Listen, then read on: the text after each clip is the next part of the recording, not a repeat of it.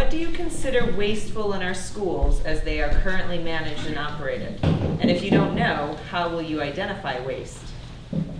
Well, that's a phrase that gets thrown around a lot in government conversations.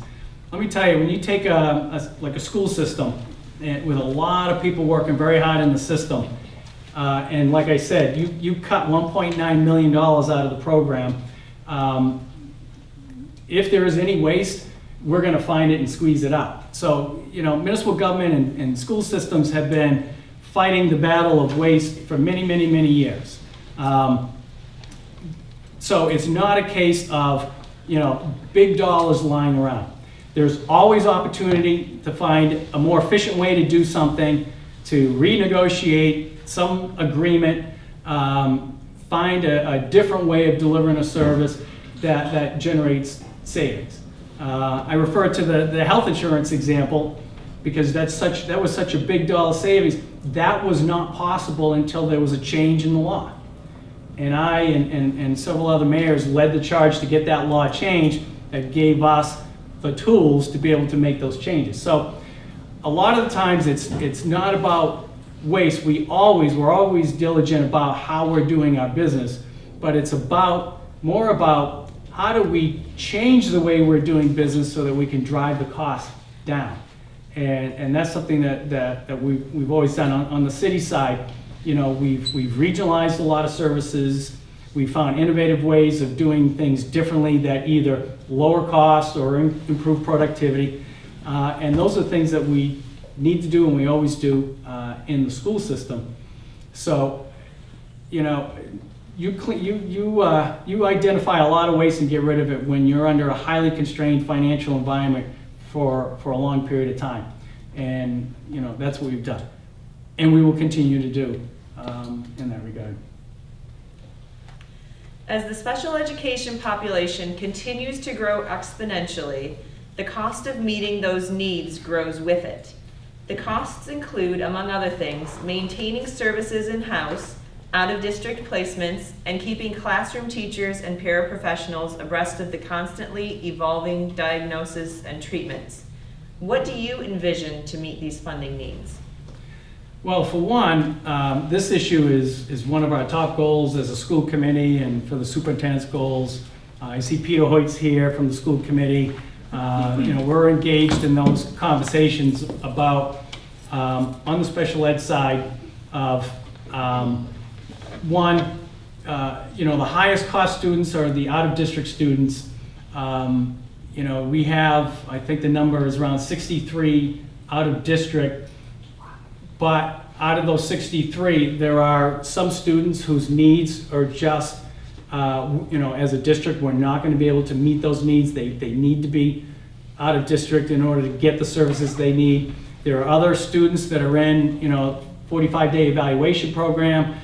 So there's a number of categories of special ed out of district. And so part of the effort is one, where the opportunity lies to try to keep as many of the kids in district as possible. We're on that path as a school committee, as a superintendent, in our goals to start building those special ed programs in district. It'll provide two benefits. One, we want our kids to stay here in our own community. When it's the best environment for them to stay with us. But you avoid the transportation costs. You avoid sort of the tuition costs that others are charging. But it also provides an opportunity that if we can build a program that meets the needs of a number of our special ed kids, and it meets the needs of some of the surrounding communities, now we can start bringing in the other kids and actually bring the revenue in to help support our programs, help support the overhead cost. So we're on that path. But much like I talked about, in the first question of, managing class sizes and needing more people for that, it takes money up front to invest in building these programs. In order, you build it in order to then bring the students in, meet all the criteria for the programs and bring it in. And again, that takes new money, and that's the same thing competing with, you know, more teachers or more other things. And so the plan is, again, managing this over time. We have a new special ed director, Kevin Pierce, who I believe has the abilities to build this program and manage this in a way that'll work. So it's a challenge. This is a challenge in every school district. It is it's a budget challenge for many reasons, and we can get more into that at some point. But the basic answer is we are now moving forward to build more in-district programs, keep as many of our children in it, and bring other children in the area in and help us cover those costs. During the course of this campaign, parents have been hearing about plans to create accountability measurements for teachers and children in Amesbury schools. Can you give us examples of both current and future accountability and performance measurements throughout the district for students and teachers? Well, one thing I'll say about school districts, they're measured every which way you can imagine. I mean, I don't know if there's anything not being measured in the school system. The requirements from the Department of Education for the No Child Left Behind, all those requirements, we measure everything. So Amesbury is one of the communities that's been selected to implement the new PARC program, and that's the new acronym for a testing program, in which there will be a number of grades and a number of classrooms in those grades that are going to be the first round of testing, basically leading the way in Massachusetts to implement this new metric system in order to measure the performance of our kids. And at some point, we're going to move from the MCAS to the PARC program in its entirety. So Amesbury was selected as one of the leaders in implementing that. Secondly, the teacher evaluation system, there are requirements now for teacher performance, and that's being implemented at the same time.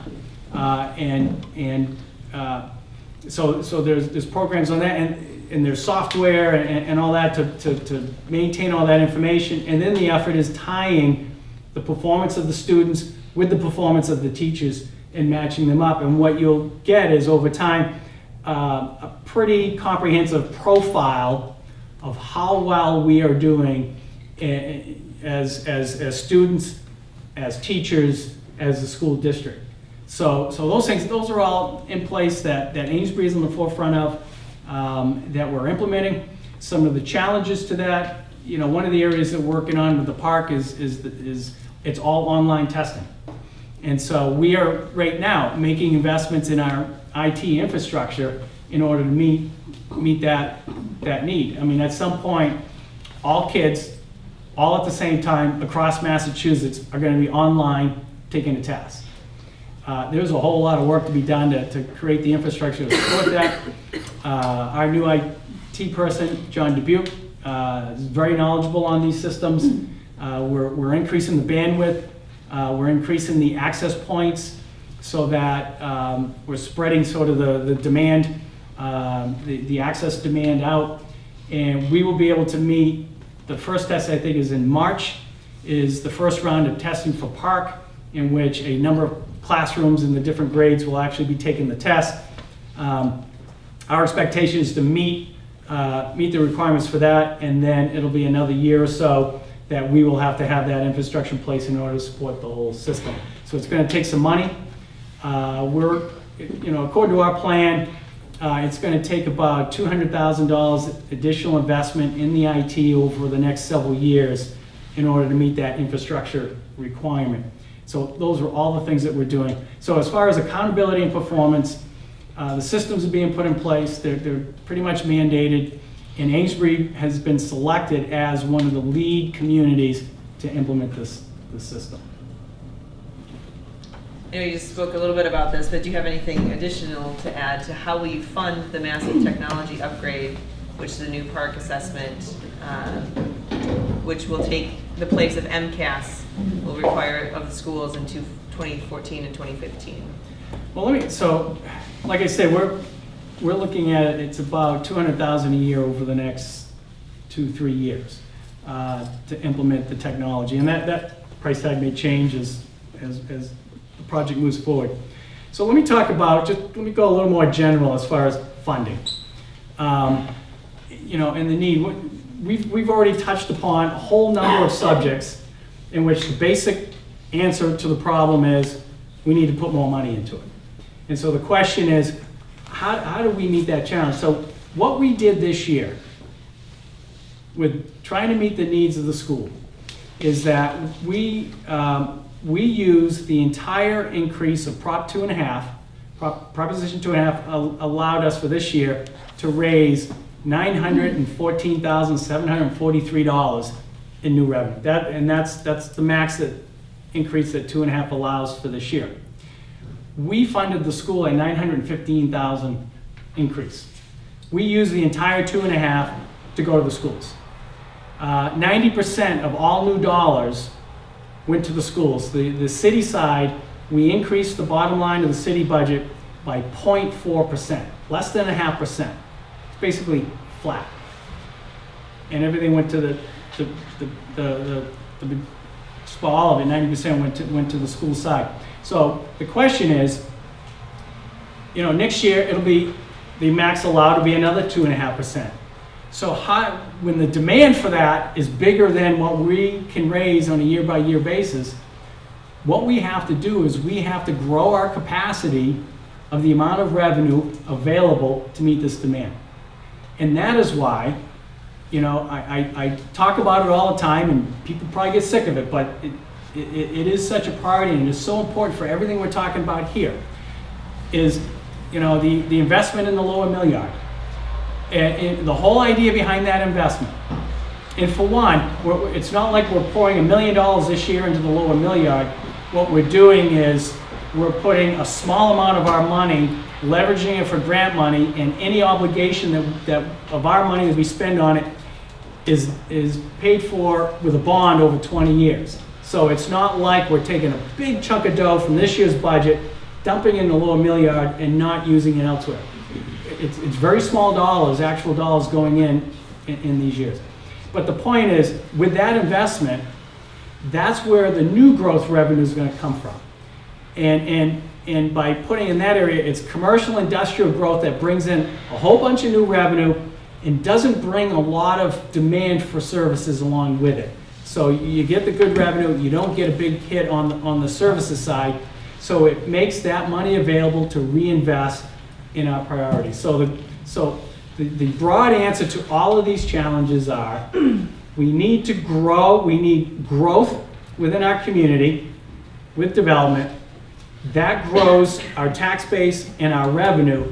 And so rather than being limited to 915,000 and 2.5, it's that 2.5 plus new growth revenue, which is not a tax increase, it's new money coming in. And if we can get those revenues up to another 500,000, 800, or $1 million, and that's the potential here in the lower mill yard, we now can meet a number of these challenges, and we can do it simultaneously. And that's why, you know, I hear the discussion, you know, why are we spending money in the lower mill yard when we need to spend it on teachers? And it's just the old adage of seed corn. We have to invest over here so that we can grow the capacity to invest in these other priorities. And that's why it is so important that we do that.